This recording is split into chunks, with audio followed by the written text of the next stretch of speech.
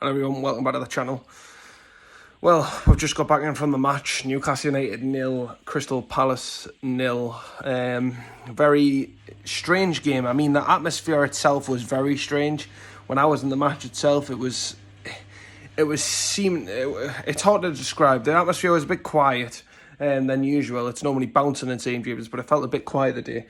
Felt a bit hard to get a bit of momentum in the crowd going, a bit of chance going. It just seemed to have died off a bit quicker than it usually does. But a lot to talk about in this video in regards to, obviously, we're seeing how Joe Willock was thrown into that goalkeeper today and VAR decided against giving a goal. And to top it off, they didn't even give a penalty. How they haven't gave a penalty in that situation is mind-boggling.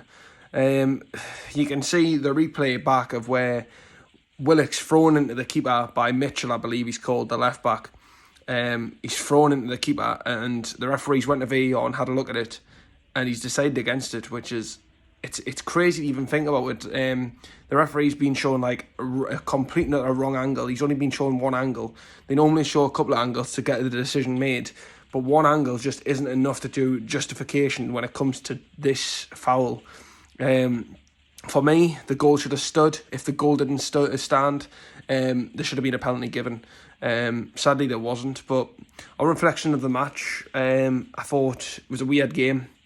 We were all over them in the first half. Really looked very strange on the ball, I should say. We normally were high press. We really give it to the teams. Today, we seemed a bit strange in our passes and things like that. So it was one of those games where it was a bit weird. You can definitely tell that we are missing Bruno Guimaraes and obviously St Maximum. But the lads put a graft in, and a few of the comments I'm seeing on Twitter slating the likes of Joe Willock and Sean Longstaff, it's just ridiculous. Sean Longstaff, once he got booked, before he got booked, he seemed a bit decent on the ball. But once he got booked, he wasn't putting in the challenges. He was very lenient to putting his foot in the challenges and things like that. So that's the main reason we didn't see Longstaff putting in those kind of tackles, which was a nightmare, but it happened. And obviously, it's the way the world works. Once the tackles go in, the player doesn't make the challenges like he should. But yeah, I expected Longstaff to come off a bit earlier. I expected Anderson to probably come on for Longstaff, but then it leaves without a holding midfielder. Joe Linton going in there, no, it's not really his role.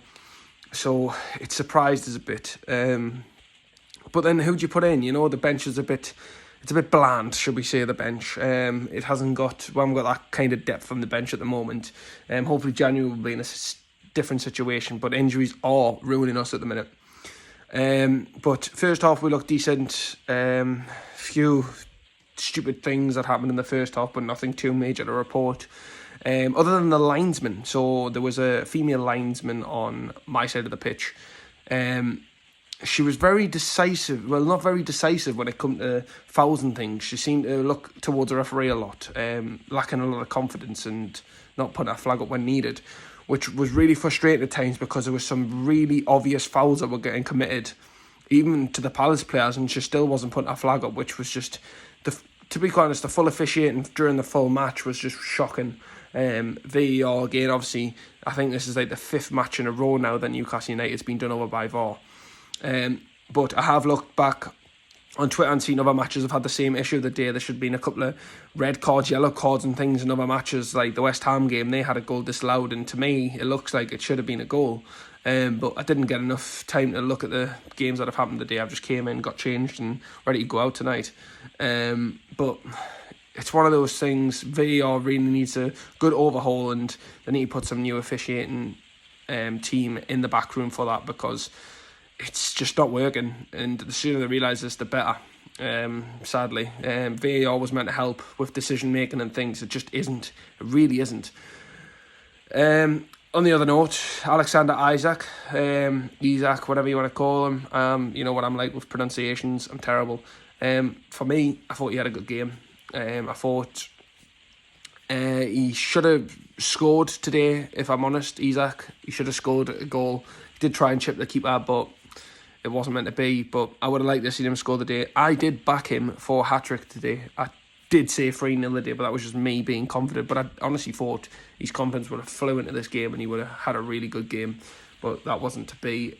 Drawing 0-0 is shocking. We should have been 1-0. But there was some stupid moments from us, as always, giving up the ball in certain areas and things, and looking for stupid long balls. I don't like long balls. Just keep the ball in play possession and work the midfield. But it seemed a bit everywhere the day.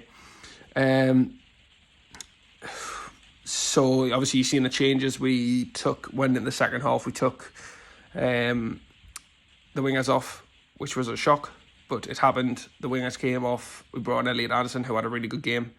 People comparing him to Fraser and Miguel Almiron, which I think is just ridiculous. Completely different players. One person I really don't want to see make this team sheet, and I know it's harsh and I might get criticised for it, but at the same time, there's a lot of fans on my page for this one, is Jacob Murphy. I just think Murphy's just really not good enough. I know he adds fresh legs to the pitch, but I'd rather he just didn't come on the pitch. Give a youngster a chance. Just Murphy, he's not good enough at all for the Premier League. I'd be surprised if he even got in the Championship, if I'm totally honest. He's just, confidence is gone. But yeah, so a lot of chances we missed today. Like even Willock, he missed a good few opportunities today. There was a time coming towards the end of the game where I didn't even know if it was Isaac or if it was Murphy. In the end, it was Willock who had the shot at goal. He had the shot and it went wide. It just baffled us how it went wide, because from my angle, it looked like it should have been an easy finish, but he rushed it and it missed.